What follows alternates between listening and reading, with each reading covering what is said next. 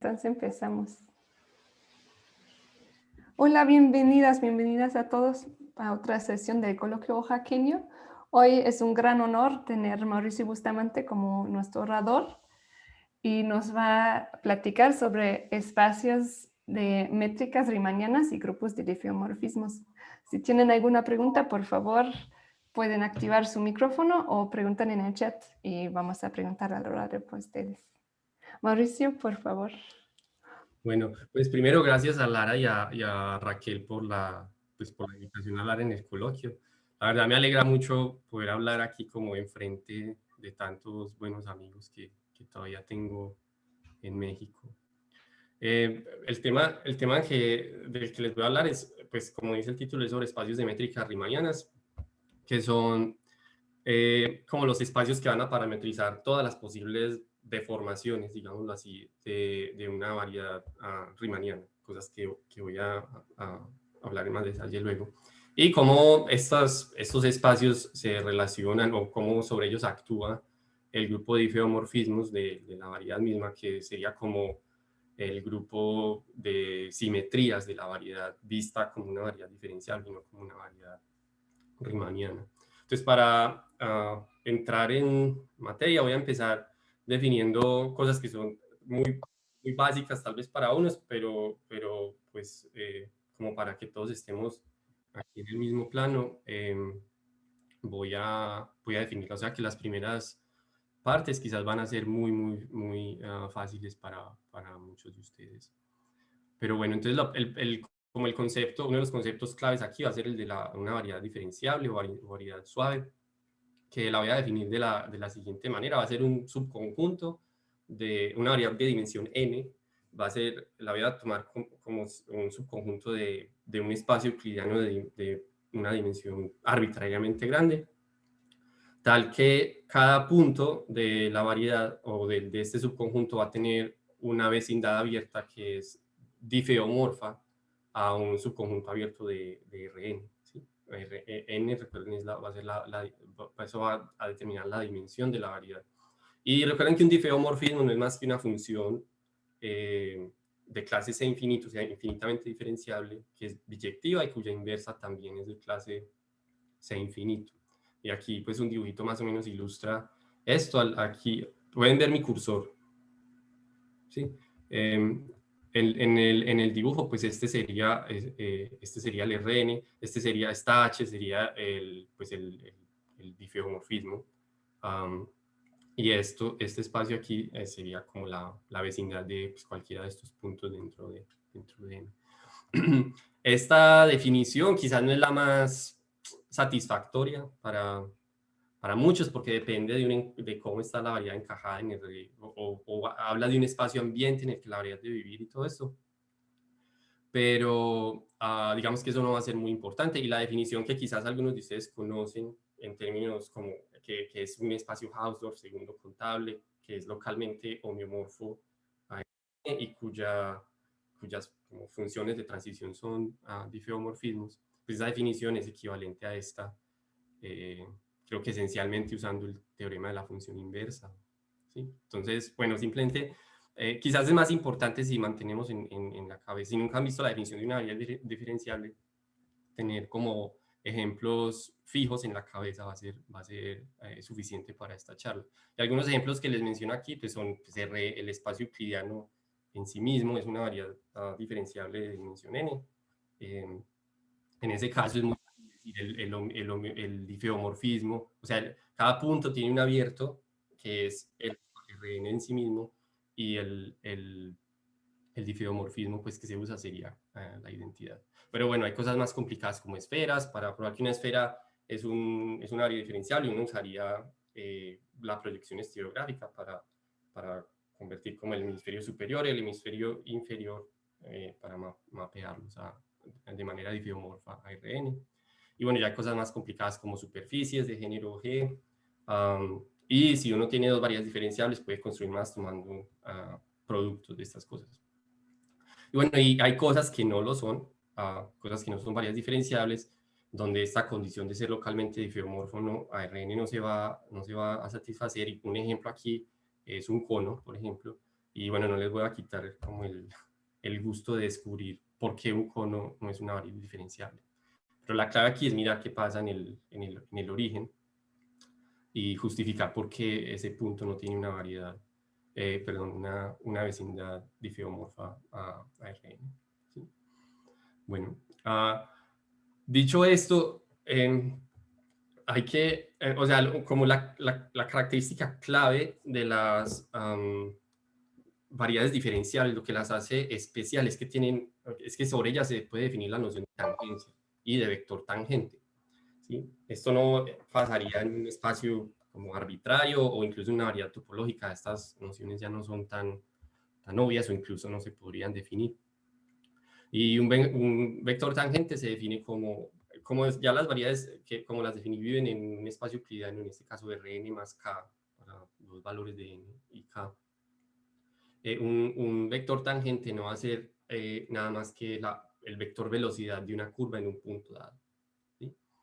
Entonces, en cada punto, aquí en este dibujito quise ilustrar esto, que es de H, aquí quité el espacio ambiente por ninguna razón, simplemente no lo dibujé. Aquí el difeomorfismo H está mostrando que, bueno, digamos esta curva aquí, esta recta, pasa a ser esta curva, y este sería como la velocidad de esa curva en este punto, que es la imagen de X bajo H. Entonces la velocidad de esa curva pues es un vector, o sea, ese vectorcito va a ser un vector tangente. ¿Sí? Lo que no es tan trivial de ver con este tipo de definición o con esta definición específica del espacio tangente es que esto es un espacio vectorial, pero bueno, lo es. Entonces en cada punto de una variedad diferenciable, a cada punto se le asocia un espacio vectorial, el espacio tangente en ese punto, y aquí lo que estoy mostrando, en este caso 2-dimensional, estoy mostrando pues una base, digamos, para ese espacio vectorial. ¿Sí? Ahora, esos espacios tangentes son espacios vectoriales, son espacios vectoriales reales de dimensión igual a la dimensión de la variedad, y más aún vienen con un producto interno. ¿Sí? O sea, se les puede dotar de esa estructura. En este caso así tan explícito como el que estoy como mostrando, el producto interno está simplemente dado en cada punto por tomar el producto punto, el producto escalar de dos vectores en Rn más K, y formar, si se escoge por ejemplo la base que les dibujé aquí en esta ilustración, en esa base el producto interno tiene, por ejemplo, las matrices, es una matriz con estas entradas. ¿Sí? Entonces, como se puede calcular de una manera muy directa. No vamos a hacer realmente nada con la definición del producto interno. Simplemente lo escribí para que vean que existe. ¿Sí? Y existe en este caso porque estoy definiendo la variedad como viviendo en Rn más K. Entonces la noción es mucho más fácil de definir ahí. Bueno, ahora en cada punto de la variedad hay un espacio tangente. Ese espacio tangente pasa a ser un espacio con producto interno, y tengo uno por cada punto. La colección de todos esos productos internos es lo que llamamos una métrica riemanniana sobre la variedad, y la denotamos simplemente por G. ¿Sí? Entonces G es algo que yo puedo evaluar en vectores tangentes en la variedad, en vectores tangentes en el mismo punto. Bien. Ahora, una vez ya tenemos la métrica riemanniana, es que la noción de forma de la variedad se le pueden dar como propiedades físicas si uno quisiera hablar informalmente. ¿Sí? Porque, por ejemplo, ya tiene sentido hablar del volumen de la variedad diferenciable o de la variedad riemanniana. Por cierto, una variedad diferenciable con una métrica riemanniana la voy a llamar variedad riemanniana. ¿Sí? Entonces, variedades riemannianas tienen un volumen, tienen un diámetro, ¿sí? O sea, tienen una forma. Sobre las variedades riemannianas se puede hablar de geodésicas. Las geodésicas son curvas que minimizan la distancia entre puntos, al menos localmente. Pero el concepto clave, lo que hace a estos objetos especiales, lo que hace a la métrica un objeto especialmente interesante, es que se puede definir la noción de curvatura. ¿Sí?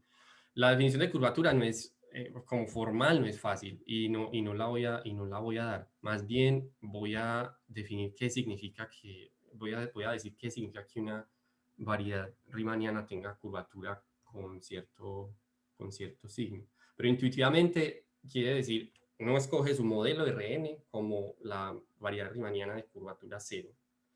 Y las otras variedades, la curvatura va a medir qué tanto se desvía una variedad riemanniana de ser Rn, de ser una variedad plana, digamos.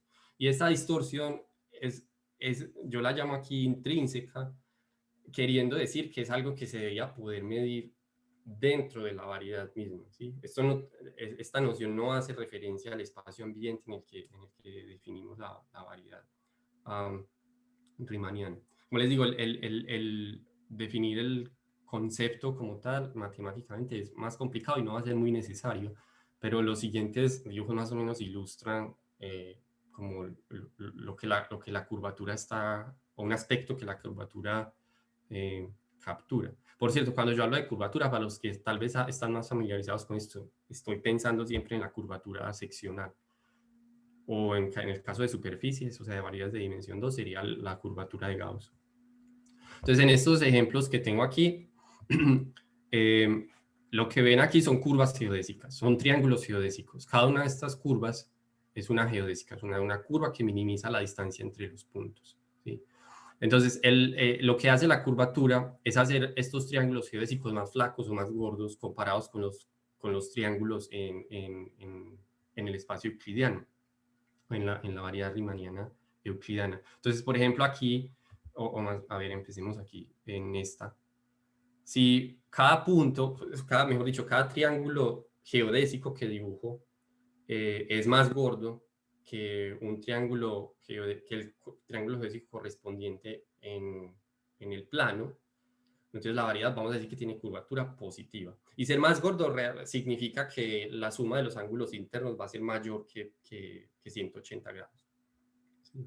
Entonces, este es un ejemplo, esta variedad aquí es un ejemplo de la esfera dibujada de esta manera, o con la métrica pues redonda, pues tiene curvatura positiva.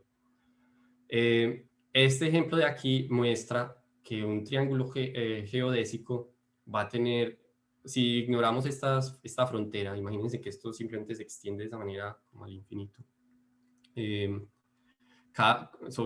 dibujamos un triángulo geodésico pues, en cualquier región de esta silla de montar, digamos, y pues se pone uno a calcular los ángulos internos de estos triángulos, va a ver que son menores, la suma va a ser menor que 180 grados. Y, o sea que los triángulos son más flacos. En ese caso, entonces la curvatura va a ser negativa, ¿sí? Entonces, variedades de curvatura negativa son aquellas en que los triángulos geodésicos lucen más flaquitos. Otra manera de pensar en esto es, curvatura positiva hace que los rayos las curvas geodésicas tiendan a contraerse, ¿sí? Como que el espacio tiende a cerrarse sobre sí mismo. Mientras que la curvatura negativa hace que las geodésicas se expandan, como que se tiende a crear más y más espacio. Y bueno, en este caso de aquí, de la izquierda, estamos viendo una variedad plana, que sería, estoy mostrando una porción del espacio euclidiano, y allí los triángulos pues son como los triángulos en Rn, ¿sí? El ejemplo de la mitad, es una variedad que tiene las dos, pues que no tiene curvatura positiva en algunas regiones y tiene curvatura negativa en otras regiones, a pesar de que, por ejemplo, esta y esta tienen el mismo tipo de homotopía, son difeomorfas. Bueno, entonces más o menos intuitivamente eso es lo que la curvatura hace. En el caso de curvatura negativa hace que las cosas se expandan, en el caso de curvatura positiva hace que las geodésicas se contraigan. Y bueno, para los que nunca han visto esto, no han trabajado esta noción, piensen en un cilindro, o sea, como el círculo por la línea real, y bueno, es una variedad plana. Un poquito que quizás no es intuitivamente claro al principio. Pero si piensan, uno para formar un cilindro simplemente tiene que como hacer este doblez, pero no tiene que como tratar de ensanchar o de crear espacio. Bueno, más o menos. Bueno, entonces ya tenemos nuestras variables diferenciables, ya les pudimos asociar métricas riemannianas y ya vimos que sobre ellas, como que lo que determina su forma, digamos, es la curvatura, ¿sí? Entonces la pregunta que uno quisiera responder es si ya te doy dos formas diferentes, o sea, dos métricas riemannianas sobre la misma variedad, ¿sí? Si la represento de maneras diferentes, soy capaz de formar una en la otra, ¿sí? O sea, por ejemplo, en este ejemplo, por ejemplo, en este dibujo, aquí estas dos figuras topológicamente son esferas, ¿sí? Pero están dotadas de métricas riemannianas diferentes. Y la pregunta es si uno es capaz de deformar esta en esta, ¿sí? Pues quizás en estos dibujos no es tan difícil concluir que sí es posible, pero sí pueden imaginarse que uno puede retorcer pues, de maneras bastante arbitrarias la respuesta quizás no es tan sencilla a primera vista, pero sorprendentemente es casi trivial dar la respuesta. Y el asunto aquí es que uno puede trazar líneas entre rectas, es decir, uno puede formar una suma, una combinación convexa de métricas y el resultado va a ser una métrica riemanniana otra vez. Entonces, en este caso, si las dos métricas son G0 y G1, puedo trazar lo que llamo aquí una línea recta, que sería esta suma. Esto se debe entender como punto, o sea, esta métrica yo la evalúo en vectores tangentes en cada punto, y lo que estoy haciendo es hacer la suma puntual, digamos. Y si ven en el tiempo 0, si este parámetro t va de 0 a 1, pues en tiempo 0 estoy con la métrica original, y en tiempo 1, pues estoy con la métrica final. Y pues entonces la respuesta es así de sencilla. Sin embargo, lo que uno quisiera muchas veces en geometría es lograr que estas deformaciones preserven el signo de la curvatura, ¿sí? Por ejemplo, uno como que naturalmente piensa en la esfera como un objeto de curvatura positivamente curvado. A veces luce como una esfera muy redondita, tal vez como una especie de huevo, y uno quisiera deformar dos formas de ese tipo de curvatura positiva a través de métricas de curvatura positiva, o en el caso de curvatura negativa, pues lo correspondiente. Entonces aquí hay un ejemplo. Aquí está la métrica redonda, y aquí hay una métrica pues, que hace ver la esfera como una especie de elipsoide. Entonces, esta trayectoria de aquí, en principio, nos va a mandar, o sea, la línea recta, digamos, nos va a mandar por algún sector que muy probablemente va a pasar por métricas de curvatura negativa. Mientras que la trayectoria que quisiéramos encontrar va a ser una que siempre preserve la curvatura positiva. O sea, quisiéramos saber si podemos irnos siempre por aquí, por debajo. Pues ya esto no va a ser tan fácil. Lo primero que uno se preguntaría es como si esta métrica, ¿por qué esta deformación no funciona? Y eso en sí, eso ya es difícil de responder. La respuesta tiene que ver un poco con que la curvatura, aunque no la definí, y las geodésicas, que son como lo que caracteriza tener curvatura positiva o negativa, son cantidades que dependen de manera no lineal de la métrica, ¿sí? Están definidos en términos bueno, son en términos es una función no lineal de la métrica. Y por lo mismo, cuando uno toma una suma, ya uno no espera que el signo se vaya a preservar, justamente por esa no linealidad. A Una pregunta, posteriori, Mauricio. luego en mi charla, perdón. Una pregunta. Ajá. Estás diciendo que este segmento de G0 a G1 como línea, ¿no? Pero no estás asumiendo que hay una métrica, o sea, que no... ¿Tienes una métrica en el espacio de métricas? Tengo sí, para cada T esto es una métrica, sí, en el espacio de métricas riemannianas. No, o sea, en el espacio de métricas riemannianas, ¿tienes alguna métrica para decir que eso es una línea? ¿O es lo más No, como bueno, no, No, bueno, sí, bueno, está bien. No tengo, no he hablado de eso. Línea recta, bueno, estoy hablando informalmente de línea recta. Quizás esto entre comillas.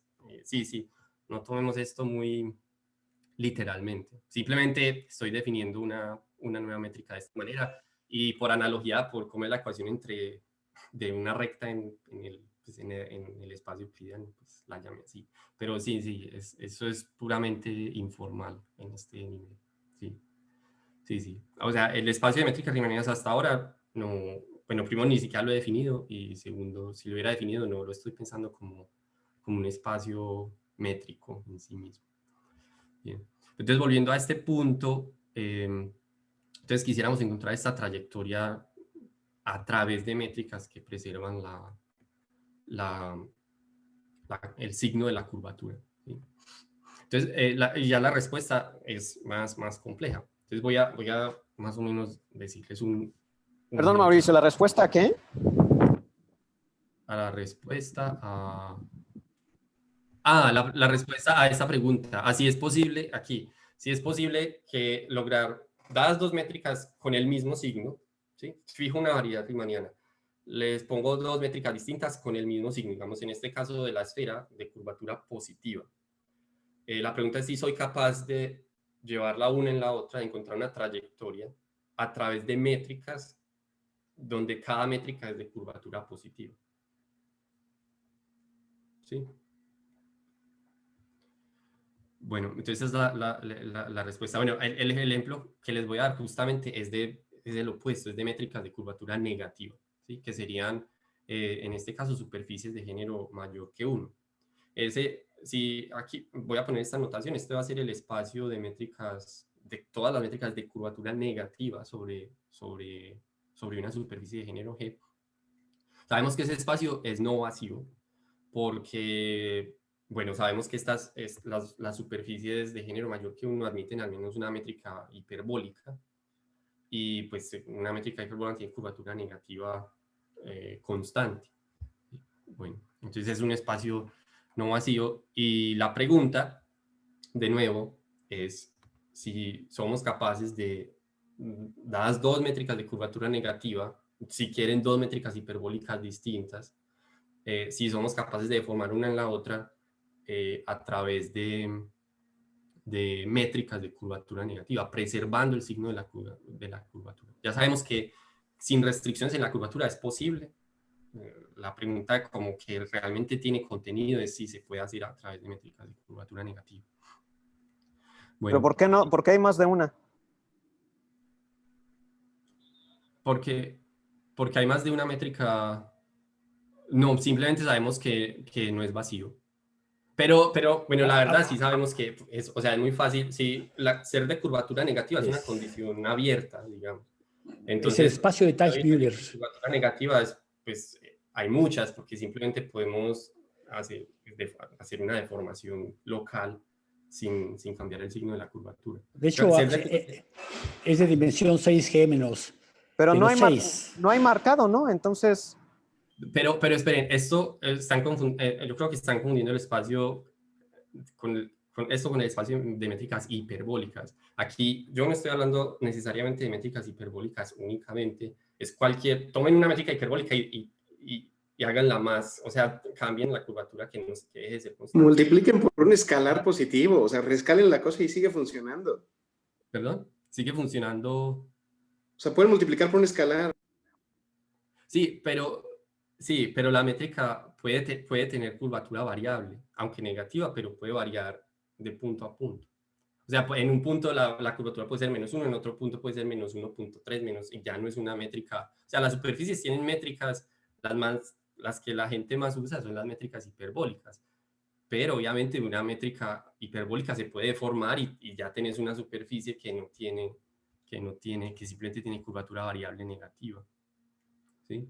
Entonces el espacio es diferente. Sin embargo, ya vamos a ver cómo se relaciona con el espacio de Teichmüller, que es quizás lo que más lo que los está incomodando. Entonces, lo que estoy diciendo aquí es que ese espacio es conexo por trayectorias. Mauricio, ¿qué topología le estás poniendo para hacer esa afirmación? Sí. Bueno, el espacio eso es un espacio de funciones. ¿Sí? Entonces, porque una métrica riemanniana se puede ver como una sección de un, pues de un cierto haz fibrado o de un subhaz de la segunda potencia simétrica pues, de las tangentes. Sí, es un espacio de funciones. Entonces, lo que quiero con este espacio es que es sobre una variedad suave. Entonces, quiero que tenga la topología C infinito, compacto abierto C infinito. O sea, que no solo como funciones, o sea, que las vecindades no van a estar definidas solo como que las funciones están una cerca de otra, sino que todas las derivadas parciales también deben estar cerca, o sea, no puede estar oscilando mucho. Entonces, ese G es compacto, es cerrado, ¿no? Compacto sin frontera. Sí, en este caso estoy hablando simplemente de una variedad compacta, orientable, sin frontera. Exacto. Bien. Entonces, el punto aquí es que lo primero que hay que hacer es relacionar este espacio a uno que ya conocemos y que ya la gente se está anticipando a él. Y yo no sé una manera realmente más sencilla de hacer eso, pero esta es más o menos la que me han contado. Y es que, bueno, uno puede tomar sobre todas estas métricas, dada una métrica riemanniana, uno la puede hacer fluir con el flujo de Ricci. O sea, hay un sistema de ecuaciones diferenciales parciales en la métrica y las soluciones van a ser métricas riemannianas, y hay un teorema de Richard Hamilton que dice que en estos casos, si se empieza con una métrica de curvatura negativa, pues las soluciones van a seguir teniendo curvatura negativa. Y más aún, si se empieza con una métrica hiperbólica, o sea, de curvatura constante, pues el flujo va a ser constante. Entonces, lo que eso demuestra, módulo muchos detalles técnicos, es que este flujo de Ricci da un retracto por deformación del espacio de todas las métricas de curvatura negativa en el espacio de las métricas hiperbólicas, o sea, el espacio de métricas de curvatura constante negativa. Y ese espacio fibra sobre el espacio de Teichmüller. Y la fibra, esta función aquí, la primera, es simplemente la acción por pullback, que voy a mencionar luego, y este sería el espacio cociente. El diff SG es el espacio de difeomorfismos de la variedad, y el 0 aquí denota difeomorfismos homotópicos o homotópicos a la identidad. Entonces, una vez tenemos esto, ocurren dos cosas. Este espacio, por teoremones, es contraíble, y la base de esta fibración también es contraíble. Este es el espacio de Teichmüller, que ya no estoy seguro si es R a la 6G-6 o 3G-3. Definitivamente tiene el tipo de homotopía de un punto, es contraíble. Entonces, pues si no saben ni siquiera qué es una fibración, lo único que tienen que saber es que si ocurre que la base y la fibra son contraíbles, pues el espacio total, o sea, va a ser también contraíble. ¿Sí? Entonces, creo que es 6G-6. Puede ser, sí, estoy confundido, pero lo que nos importa aquí es que sea un punto, hasta que el tipo de homotopía sea el de un punto. Es súper contractila un punto, exacto. Sí. Entonces, bueno, si tiene el tipo de homotopía de R a la 6G-6, también tiene el tipo de homotopía de R a la 3G-3. O sea que mi diapositiva aquí sobrevive. En fin. El caso es que, bueno, entonces el espacio de todas las métricas riemannianas tiene el tipo de homotopía del espacio de métricas hiperbólicas, y ese, por otras razones, es contraíble. ¿Sí? Entonces, de hecho, el teorema, lo que más o menos bosquejé aquí, no solo demuestra que el espacio es conexo por trayección, sino que es contraíble, ¿sí? Igual que el espacio de métrica riemanniana. Entonces, bueno, resumamos un poco lo que va hasta ahora. Si hay una métrica, una variedad riemanniana, pues le tomamos su espacio de métricas riemannianas, ¿sí? Ese espacio, aunque lo que les dije al principio era que era conexo por trayectorias, esa misma homotopía que dibujé, que les escribí al principio, la que llamé una línea recta, realmente da una una homotopía de la identidad en la función constante. O sea que el espacio de métricas riemannianas es también contraíble. Y luego dijimos, bueno, quizás sí para algunas variedades que son, digamos, naturales de considerar, es mejor pensar en métricas que tienen restricciones en la curvatura. En el caso de superficies de género mayor que 1, pues sería métricas de curvatura negativa. Una esfera, por ejemplo, uno pensaría en métricas de curvatura positiva, o métricas de curvatura constante para un toro, digamos, o cualquier otra condición, digamos, métrica que uno quiera considerar. Y cuando la variedad en cuestión era una superficie de género mayor o igual que 2, también resultó que ese espacio de métricas de curvatura negativa era contraíble, ¿sí? Pero para esto sí tuvimos que dar un argumento bastante más complicado. Y esto ya debería ser muy raro. O sea, ya uno empezaría tal vez a no creer que esto vaya a ser siempre el caso. Entonces, la pregunta que quisiéramos es saber si estos espacios, ahorita en adelante ya me voy a concentrar en curvatura negativa, ¿sí? O sea, esta situación en que las geodésicas tienden a dispersarse, como lo que ocurre en las superficies.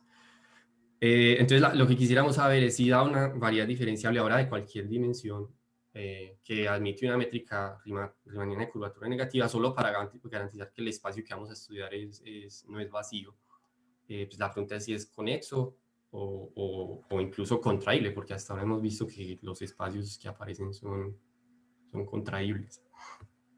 Entonces esa es como la pregunta que vamos a discutir. Y el teorema aquí importante es de Farrell, Tom Farrell y Pedro Montaneda, que justamente responde esto en forma negativa, ¿sí? Va a decir que si la dimensión es suficientemente grande, en este caso mayor o igual que 7, y la variedad tiene al menos una métrica de curvatura negativa, de nuevo, para que el espacio pues, no vaya a ser vacío, entonces va a tener un número infinito de componentes conexas. ¿Sí? O sea que va a haber un montón de métricas riemannianas de curvatura negativa que no se pueden deformar una en la otra a través de métricas de curvatura negativa.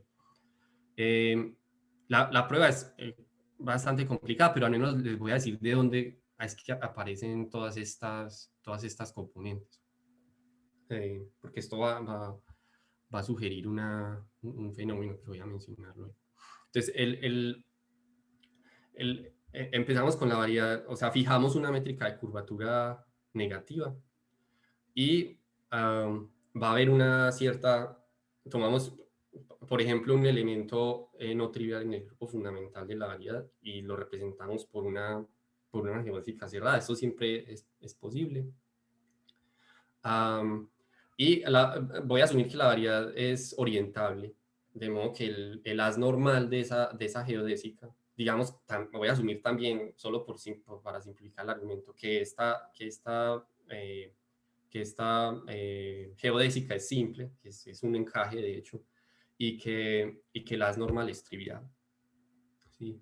Entonces el haz normal lo identifico con el producto del el círculo, con el disco cerrado de dimensión d-1. Aquí estoy asumiendo que la dimensión de la variedad es d. Y noten que la frontera de esta vecindad es exactamente S1 por una esfera de dimensión d-2. ¿Sí? Y esa frontera se le puede poner un collar que se llama, ¿sí? Que simplemente la ensancho un poquito, y ese sería el 0,1 aquí. Entonces esto lo pienso como un subespacio de la vecindad tubular o de la normal, y a su vez vive en la variedad M. ¿Sí? Entonces, el asunto aquí es que esta variedad, el S1 por la esfera, por el intervalo, tiene un montón, el grupo de difeomorfismos de esa variedad tiene un montón de componentes conexas. Y eso es un resultado muy fuerte de la topología diferencial que se hacía en los años 70. De hecho, contiene un subgrupo que es isomorfo a esta suma de grupos cíclicos de orden 2. ¿Sí? Entonces, este grupo es el Pi0. El Pi0 es como el grupo de clases de isotopía de difeomorfismos.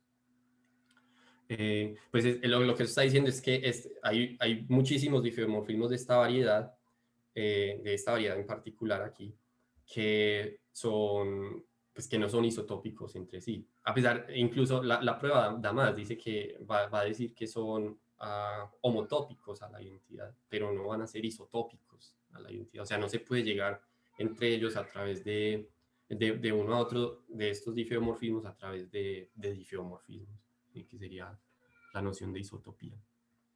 Bueno, entonces, ¿qué voy a hacer? Aquí, de hecho, el siguiente dibujo va a ayudar a ilustrar esto mejor. El círculo rojo va a ser la geodésica con la que empecé. El espacio de aquí hasta aquí, ese va a ser como la vecindad tubular. Y esta parte, o sea, por la dimensión va a ser el S1 por la esfera por el 0,1, va a ser disconexo, porque mi dibujo es en dimensión 2. Entonces esto sería como S1 por S0 por 0,1. Entonces sería este como anillo de aquí y este anillo de aquí. Entonces, tengo un dimorfismo de estos que se me olvidó mencionarles que se restringe a la identidad en una vecindad de la frontera, de modo que lo puedo extender fácilmente al resto de la variedad simplemente porque lo pongo la identidad por fuera de ese tubo, digamos. ¿Sí? Entonces, en el tubo es un difeomorfismo que va a llamar exótico, que es una de estas cosas que no es isotópica a la identidad, y fuera del tubo pongo la identidad. Y eso me genera un difeomorfismo phi de toda la variedad en sí misma. Así que estoy notando aquí. Bueno, una vez tengo un difeomorfismo de la variedad en sí misma, pues puedo construir otra métrica de manera muy simple, porque me tomo un punto, quiero medir digamos, el ángulo entre dos vectores con mi métrica en un cierto punto, pues lo que hago es que los transporto con el difeomorfismo phi y mido en el ángulo en las imágenes, ¿sí? Que es lo que está con la Mauricio, métrica. una pregunta. ¿Se está suponiendo que la variedad es compacta? Sí, perdón. Sí, creo que no lo dije, pero sí, la variedad es compacta y sin frontera, para lo que estoy diciendo, sí. O sea, para el teorema de Farrell y Ontaneda, sí. Bien. Entonces esto me induce una métrica nueva y lo que ellos realmente demuestran es que la métrica original y esta métrica inducida van a estar en componentes conexas distintas. Y como voy a tener por cada uno de estos difeomorfismos exóticos y tengo un número infinito de ellos, pues cada uno de estos al final me va a dar una componente distinta del espacio de métricas riemannianas. ¿Sí? Entonces la moraleja aquí un poco es como, si piensan en el caso de dimensión 2, el grupo de difeomorfismos de las superficies de género mayor que G, bueno, no todo el grupo de difeomorfismos, pero la componente de la identidad es muy sencillo, es homotópicamente trivial. En cambio, en dimensiones altas, estos grupos de difeomorfismo de variedades de curvatura negativa, incluso la componente de la identidad es altamente complicada y tiene un montón de homotopía. ¿Sí? Entonces, perdón, dije la componente de la identidad, pero quise decir los difeomorfismos homotópicos a la identidad, que es lo que hace la diferencia aquí. Entonces, como que el espacio de métricas riemannianas de curvatura negativa en estos casos está recibiendo, está capturando la complejidad del grupo de difeomorfismos de la variedad en cuestión. ¿Sí? Es un poco el mensaje que estos dos resultados contrastantes está transmitiendo. Bien, ahora, justamente por eso, este asunto de los grupos de difeomorfismos es que uno logra encontrar una interpretación de este resultado, del resultado de Farrell y Ontaneda, en términos de de haces fibrados. Entonces, para recordar, un haz fibrado, solamente voy a hablar de haces fibrados sobre esferas para mantener la discusión simple. Entonces, un haz fibrado sobre una esfera de dimensión n va a ser el siguiente espacio que voy a definir aquí. Es un espacio cociente. Entonces, lo que hacemos son dos copias disjuntas de un disco que deberían pensar en él como el hemisferio superior por la variedad m. Y bueno, toman dos copias disjuntas de eso, pero en una piensan en una como el hemisferio superior y el otro como el hemisferio inferior, ¿sí? Y van a identificar las fronteras. De nuevo, M es otra vez compacta y sin frontera, pero este producto, cada uno de ellos obviamente tiene una frontera, que es el producto del ecuador con la variedad. Y la identificación se va a dar a través de esta función, ¿sí? que es donde este sí es parte del dato inicial, ¿sí? Para construir un haz fibrado sobre la esfera, el dato que debo dar es una aplicación continua de la esfera en el grupo de difeomorfismos de M. Y esa es la que uso para construir este espacio. Y si notan, como la primera coordenada no se está modificando, pues, uno simplemente puede proyectar este espacio E sobre la unión de dos discos unidos sobre el ecuador, que sería la esfera, ¿sí? Entonces, bueno, lo que se obtiene es una aplicación sobreyectiva de E en la esfera, y la fibra, o sea, la preimagen de cada punto, pues va a ser difeomorfa o va a ser difeomorfa a la variedad E, ¿sí? Entonces esto es un haz fibrado sobre la esfera con fibra M. Y una cosa importante aquí es que esencialmente las clases de isomorfismo que no he definido que es un isomorfismo entre estos objetos, pero voy a dejar que se lo imaginen, están determinadas por la clase de homotopía de esta función dada, ¿sí? O sea que clasificar, en otras palabras, si alguien me pregunta, dame un ejemplo de un espacio de unas fibrados sobre una esfera con fibra M, pues basta en principio, con dar una aplicación continua de la esfera en el grupo de difeomorfismos. Bien, entonces, bueno, ese era un pequeño preámbulo. Entonces, lo que yo quiero comunicar aquí es que el resultado anterior, el de Farrell y Ontaneda, que dice que estas dos métricas, una métrica cualquiera dada y la métrica obtenida a través de este difeomorfismo, el hecho de que pertenezca a componentes conexas distintas significa que voy a poder construir un cierto haz fibrado con fibra M con la siguiente propiedad, y es que cada fibra tiene una métrica de curvatura negativa, ¿sí?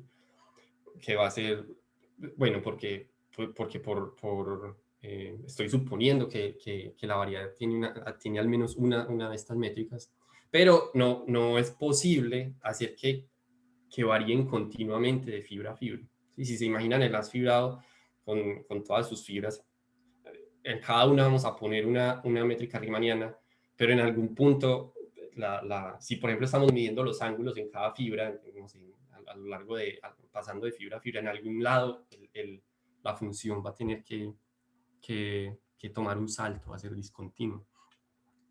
Y eso lo puedo justificar de la siguiente manera. Este es un dibujo muy, muy esquemático de mi haz fibrado sobre el círculo, ¿sí? Entonces, esto de aquí, el círculo grande, va a ser la base del haz fibrado. Y imagínense que sobre cada punto de este círculo hay una fibra. Aquí representé 4 fibras, 1, 2, 3 y 4, simplemente esquemáticamente. Entonces les dije, dar esta información lo mismo que dar es una función continua.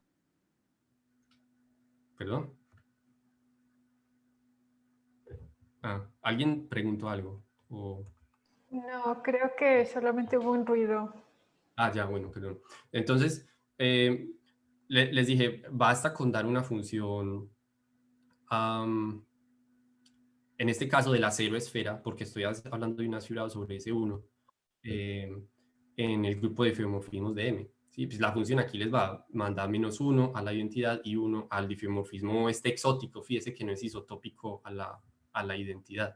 ¿Sí? Entonces, la fórmula para formar el asfibrado decía cómo pegar las fibras. ¿Sí? Una vez llegaba yo a estos puntos. Entonces, en este caso debo poner la identidad y en este caso debo poner phi. Entonces, si este asfibrado lo pudiera dotar de esta estructura geométrica, o sea, de una métrica riemanniana de curvatura negativa en cada fibra, y que además variaran continuamente, pues si hacen el ejercicio se van a dar cuenta que eso implicaría que habría una trayectoria de métricas de curvatura negativa entre la métrica G y la métrica phi estrellita de G. Pero justamente probamos que eso no era posible. Y la trayectoria va a estar dada por recorrer las fibras digamos, a través de del semicírculo superior. ¿Sí? Entonces este resultado de Farrell-Lyon-Tanea admite ese tipo de interpretación y justifica que uno quiera entonces hablar de una cierta teoría de haces fibrados con estructuras fibradas de curvatura negativa. Y una estructura fibrada de curvatura negativa la estoy definiendo un poco informalmente, pero va a ser un haz fibrado cuya cada fibra tiene una métrica de curvatura negativa y las métricas varían continuamente de fibra a fibra. ¿Sí? Entonces quisiéramos como desarrollar ese tipo de teoría. Pero para hacer esto, ¿qué significa exactamente desarrollar una teoría? Bueno, hay que volverse un poco como a los fundamentos de todo esto y ver qué pasa con los haces fibrados como normales, pues sin ninguna estructura geométrica adicional. Lo que nos dice la teoría allí es que hay un espacio que normalmente se llama el espacio clasificante, que tiene la siguiente propiedad, y es que si queremos clasificar, o que los clases de isomorfismo de haces fibrados sobre esferas, de nuevo, esto es mucho más general que sobre esferas, pero solo para tomar ese caso por simplicidad, van a estar en correspondencia biyectiva con funciones continuas de la esfera en ese cierto espacio que aquí estoy llamando X de sub M. ¿Sí? En el caso en el que la base es simplemente conexa, es muy concreto definir ese espacio. Ese espacio es el espacio de todas las métricas riemannianas, sin ninguna restricción en la curvatura, que es un espacio contraíble por la acción del grupo de fiomorfismos de M, que son homotópicos a la identidad, que es lo que este cero significa aquí. Y ese espacio que normalmente se llama el espacio clasificante, se denota no por X sub M, sino por B diff de M. ¿Sí? Tiene esa notación. Entonces, haces fibrado sobre esferas, es lo mismo que estudiar funciones continuas de la esfera en este espacio. ¿Sí? Y bueno, este espacio tiene la propiedad de que el enésimo grupo de homotopía de B diff de M es lo mismo que el n-1 ésimo grupo de homotopía de diff 0 de M. O sea que esto es como compatible con lo que había mencionado previamente. Bueno, entonces lo que quisiéramos es encontrar como un espacio clasificante para haces fibrados con estructuras fibradas de curvatura negativa. O sea, un espacio definido abstractamente, tal que clases de homotopía de funciones de la esfera en ese espacio sean lo mismo que clases de isomorfismo de estos haces con estructuras geométricas. ¿Sí? Y bueno, lo que se hace es que, o lo que se prueba es que el espacio que funciona aquí es muy similar al anterior, pero esta vez se toman las métricas de curvatura negativa y se hace el cociente por el grupo de difiomorfismos homotópicos a la identidad. ¿Sí? Noten que este espacio aquí, para los que entienden o ya están más familiarizados con esto de espacios clasificantes, este espacio de aquí no es contraíble. O sea, esto no es el espacio clasificante de un grupo topológico. Bien, y hay obviamente una función continua que es como una función olvidadiza del espacio T menor que 0. La T viene más como del espacio de Teichmüller al espacio clasificante, que se olvida de la estructura geométrica. Recuerden, algo aquí o algo que se mapea a este espacio se ve como una fibrado con una estructura geométrica fibrada. Y algo que se mapea aquí es simplemente un fibrado suave. Lo que hace esta función es olvidarse de esa estructura adicional. Entonces simplemente velas como un fibrado diferenciable. Una pregunta. ¿Esta F está inducida por la inclusión de R negativo? Sí, claro, es esa. ¿Sí? Sí, es esa función. Bien. Bueno, entonces, pues nosotros estudiamos esa función un poco para obtener resultados del siguiente tipo. No voy a decir casi nada sobre la prueba de esto, pero lo que encontramos es que si empezamos con un cierto as, y aquí la condición es que la dimensión de la base sea muy pequeña respecto a la dimensión de la fibra, ¿sí? Y m va a ser una variable de curvatura negativa. Entonces, si somos capaces de poner una estructura fibrada de curvatura negativa, lo que se prueba es que es el elemento que esto representa como en los grupos de homotopía de este espacio clasificante, aquí me faltó poner el sub-0, es un elemento de orden finito, ¿sí? Entonces, son resultados un poco de tipo cualitativo. Una idea de cómo se prueba una cosa de este tipo es estudiar esta función, lo que esta función induce en grupos de homotopía racional, y probar que racionalmente esta función es trivial, al menos con estas condiciones en la dimensión. Entonces, más o menos esa es la manera de atacar eso. También probamos como el resultado en ortogonal a este, y es que si ahora se permite que la dimensión de la base sea muy, muy grande respecto a la dimensión de la fibra, y M además tiene una métrica hiperbólica, entonces va a haber algunos elementos de orden infinito que sí se pueden representar por haces fibrados con estructuras de curvatura negativa, ¿sí? O sea, hay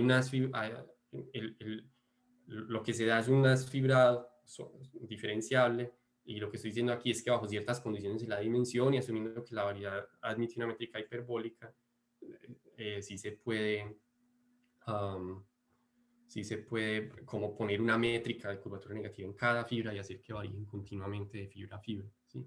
Por cierto, esto puse el resultado de una forma muy, muy escueta, pero todo esto ocurre esto es topología en dimensiones altas, ¿sí? La dimensión de M es al menos 7 para que cualquiera de estas cosas pueda funcionar. Bien. Volviendo a cómo se probaría el segundo ítem aquí, sería otra vez estudiar esta función de manera racional y tratar de encontrar preimágenes de elementos. Una vez somos grupos de homotopía racional, encontrar preimágenes de elementos en los grupos de homotopía del clasificante para el grupo de feomorfismos, encontrar una preimagen en este espacio de Teichmüller, digamos, en dimensiones altas. Bien.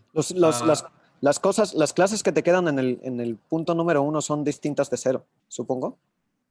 Las clases que me quedan. Sí, eso proviene de otro. Espérame. No, de hecho, sabemos que son de orden finito, sí, pero no sabemos, podrían ser 0, sí, pero no. Ajá, porque el argumento es probar que son 0 a nivel racional. Sí, sí, exacto, pero no pudimos, o sea, esto es lo que se obtiene realmente. Pero no se puede saber si, de hecho eso es algo que nos quedó como abierto, digamos, que sigue siendo como si son distintos de 0. Exacto, sí. Y en esta parte, uno implícitamente estoy diciendo que existen elementos de orden infinito en el ítem 2, en este grupo. Y bueno, eso es otro resultado que ya se había probado previamente por Farrell y Xiang, donde pues demostraron que estos grupos tienen homotopía racional no trivial, ¿sí? Pero bueno, en el ítem 1 sí, lo más que probamos es que tienen orden finito, pero sería como ideal saber si en efecto son 0 o no. Y la verdad no tengo ni idea cómo se puede atacar eso. En fin. Supongo que esos grupos sí tienen un montón de torsión. ¿Cómo? Sí, pueden tener torsión, claro. Sí. De hecho, si te acordás, el Pi1 de este espacio tiene este número infinito de sumandos de z módulo 2. Y de hecho lo que se sabe es que si te tomas el grado aquí n igual a 2p menos 4 con p cualquier primo impar, este grupo va a tener p torsión y también va a ser infinitamente generado. Entonces, si la topología de estas cosas es muy, muy rica y bueno, es muy complicada también. Bueno, ya un poco para terminar, ya va a ser un poco más técnico tal vez, pero también voy a pasar más rápido por acá. Y es que cuando uno habla de teorías de haces fibrados, yo creo que uno estaría muy, muy contento si logra definir clases características para su teoría. Clases características, si no saben qué son, pues bueno, tomen como definición, son las clases de cohomología de este espacio. Y van a ser ciertas clases de cohomología que por ejemplo, nos ayudan a determinar si un haz dado va a ser trivial o no, con la estructura que se esté considerando. Entonces, lo que uno quisiera en principio es calcular la cohomología. La cohomología de este espacio de Teichmüller otra vez. Le estoy diciendo, sería un espacio de Teichmüller modificado, porque técnicamente no es como la definición que uno daría de ese espacio. Pero bueno, ese espacio pues que estoy dando aquí, la cohomología va a ser lo que capture todas las clases características para estos haces fibrados con estructuras fibradas de curvatura negativa.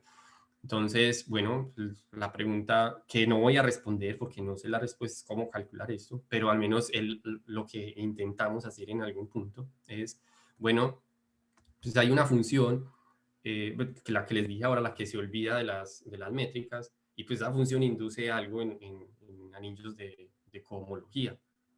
¿Sí? Entonces la pregunta sería naturalmente cuál es el comportamiento de esta función en cohomología. Hay clases, por ejemplo, aquí no triviales que se mapeen de manera no trivial aquí o que sean cero aquí y que uno las puede interpretar quizás como obstrucciones para dotar a un haz fibrado de estas estructuras fibradas o así.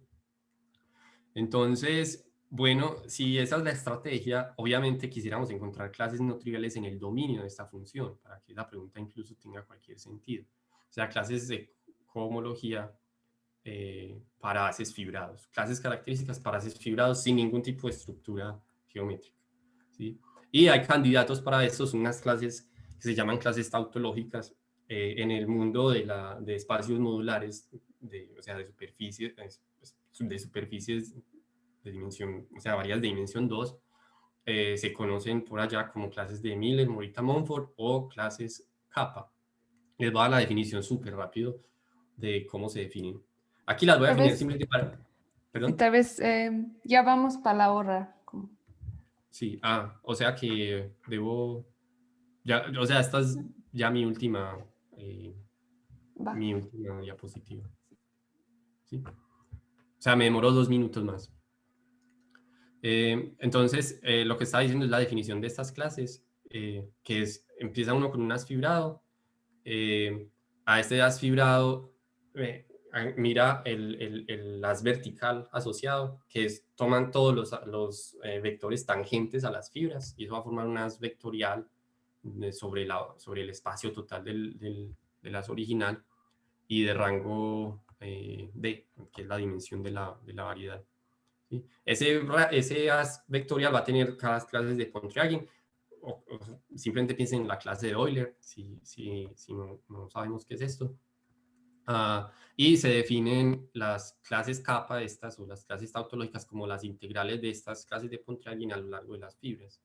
Concretamente, imagínense, si estas clases fueran representadas si esto aquí fuera en el mundo de variedades, de todo fuera una variedad diferenciable, y esto fuera cohomología de RAM, y las clases de cohomología se representaran por formas, pues entonces en el espacio total piensen que la forma va a tener como componentes en la fibra y componentes sobre la base, y al integrar sobre las fibras va a quedar como una forma diferencial en la base, y pues bueno, esa es la forma que se toma, que va a definir la clase de cohomología esta. Y al integrar pues se van a perder las componentes de la fibra, por eso se baja el grado aquí. ¿Sí? Entonces la pregunta es si estas clases, primero, son no triviales y segundo, si sobreviven o no en la cohomología del otro espacio clasificante. Pero lo que probamos es que tristemente si la dimensión de la variedad es mayor que 2, todas estas clases son triviales. Las clases, o sea, son triviales en el espacio en la cohomología del espacio clasificante, sin ni siquiera poner una estructura geométrica. ¿Sí?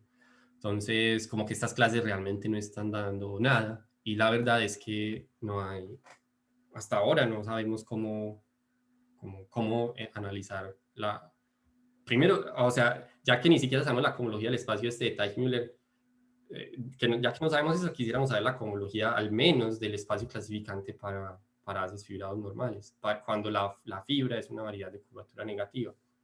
Y bueno, esa es como la pregunta que queda abierta. Sería interesante incluso, sin pensar en curvatura negativa, estudiar la cohomología de estos espacios, que de esto se sabe muy poco y bueno, ya sabemos que puede dar información también para problemas de tipo más geométrico. Y bueno, voy a parar ahí. Gracias por atender y bueno, por escuchar. Muchas gracias, Mauricio. Gracias. Oye, Mauricio, ¿el resultado anterior es otra vez para clases racionales? Ah, sí, y creo que eso sí lo escribí, pero no lo dije. Las clases autológicas racionales, exacto. Ah, vale. Sí, me faltó, sí, decir eso. Entonces eso bien podría ser todo torsión. Sí, claro.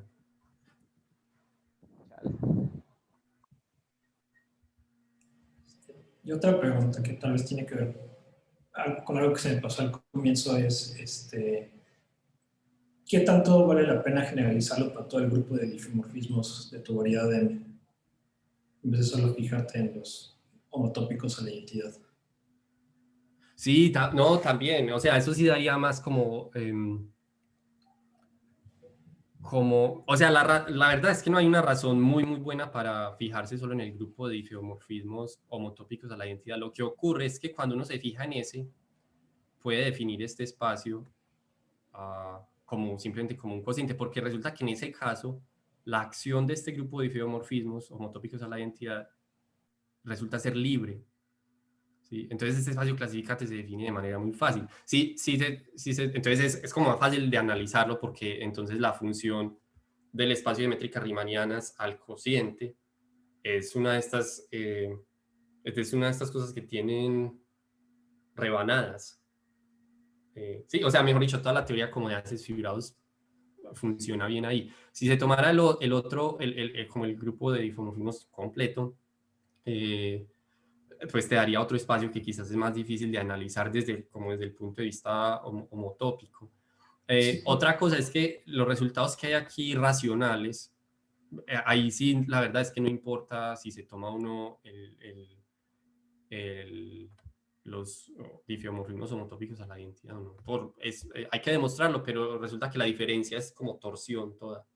Entonces, en ese caso, pues no vale la pena estudiar un espacio más complicado. Pero sí, ese cociente también quizás vale la pena estudiar. Quizás ese sea el cociente más apropiado. Realmente, o sea, ¿qué es lo que pasa con el grupo de difeomorfismos homotópicos a la identidad? Lo que eso realmente está clasificando es haces fibrados que son triviales homotópicamente. O sea, que como fibraciones son fibraciones triviales. Lo que pasa es que como la fibra aquí que estoy tratando es aesférica y estoy tomando bases que son simplemente conexas, entonces este grupo de difeomorfismos homotópicos a la identidad se puede ver que es un retracto por deformación, o más bien que se puede hacer una reducción del grupo de estructura pues, a ese grupo de difeomorfismos. Pero son pues por condiciones muy particulares de eso. Entonces, para resumir la respuesta es, si vamos a trabajar con bases simplemente conexas, no es necesario cambiar. O sea, no hay diferencia entre trabajar con uno u otro de los grupos de difeomorfismos. Y si vamos a trabajar racionalmente, tampoco hay necesidad. Ya. Ujú. Oye, yo tengo una pregunta Sí, a Mauricio. En dimensión 3, imagínate una tresvariedad compacta que admite una métrica con curvatura negativa.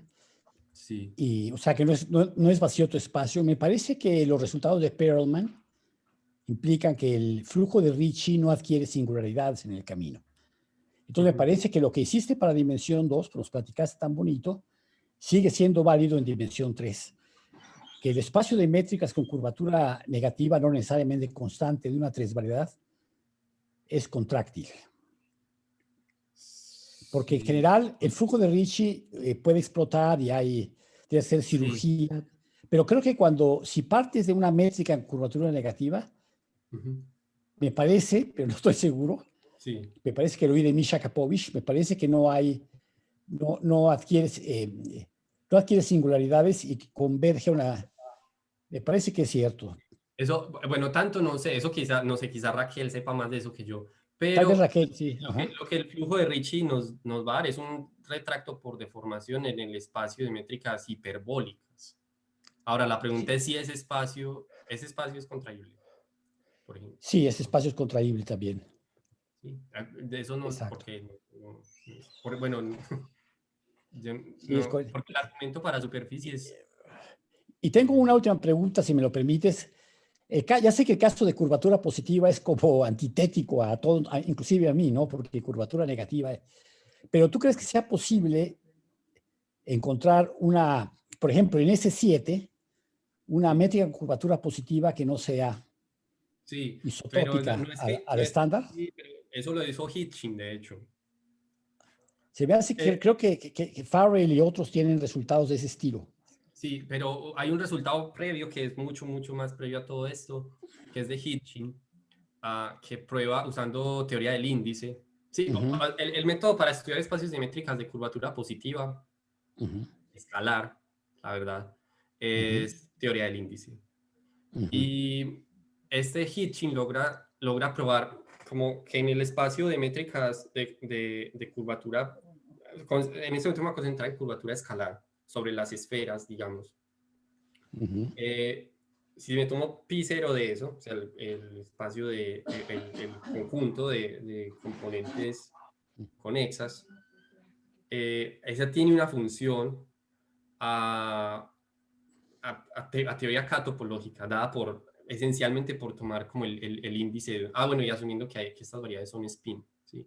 Entonces, el índice de un cierto operador diferencial, de hecho, el operador de Dirac, se va a poder interpretar, o eso es lo que Hitchin hace, como una función de este conjunto que te digo a K0. Y lo que prueba es que es sobreyectiva, o que al menos es no trivial. Entonces, y yo creo que no, va a ser no trivial si algo llamado el invariante alfa de la variedad es no trivial, o de la esfera. ujú, Entonces, lo que él prueba es que hay esferas exóticas, tal vez no S7, pero hay esferas exóticas ujú. que sí, para las que sí hay dos métricas en Métrica componentes. curvatura, sí.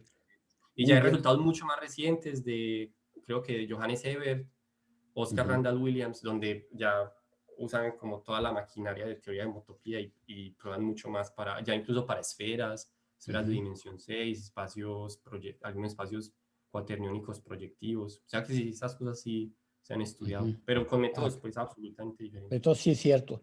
Yo sé que Gromol demostró hace mucho que si hay esferas exóticas con curvatura de Ricci positiva. Sí.